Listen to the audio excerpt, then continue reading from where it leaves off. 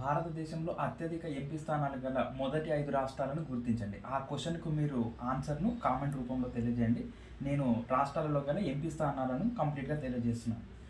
పంజాబ్ 13, హర్యానా 10, హిమాచల్ ప్రదేశ్ 4, ఉత్తరాఖండ్ 5, ఉత్తరప్రదేశ్ 80.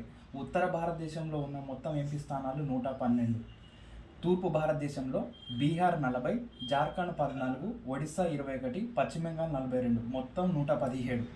మధ్య భారతదేశంలో మధ్యప్రదేశ్ 29, ఛత్తీస్గఢ్ 11, మొత్తం 40 స్థానాలు. దక్షిణ భారతదేశంలో ఆంధ్రప్రదేశ్ 25, తమిళనాడు 39, కేరళ 20, కర్ణాటక 28, తెలంగాణ 17, మొత్తం 129 స్థానాలు. పశ్చిమ భారతదేశంలో గుజరాత్ 26, గోవా 2, మహారాష్ట్ర 48, రాజస్థాన్ 25, మొత్తం 101 స్థానాలు.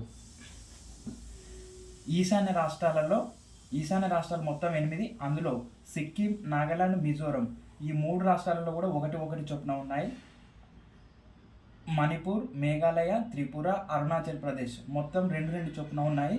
అస్సాంలో 14. అంటే ఈశాన్య రాష్ట్రాలలో మొత్తం ఎంపీ స్థానాలు 25.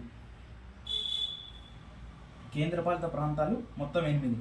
ఢిల్లీలో 7, జమ్మూ అండ్ కాశ్మీర్లో 5, లడఖ్లో 1, దాద్రా నగర్ హవేలీ అండ్ డామన్ డయ్యూలో 2, పాండిచ్చేరి 1, చండీగఢ్ 1, లక్షద్వీప్ 1, అండమాన్ నికోబార్ దీవులు 1. అంటే కేంద్రపాలిత ప్రాంతాలలో మొత్తం ఉన్న ఎంపీ స్థానాలు 19.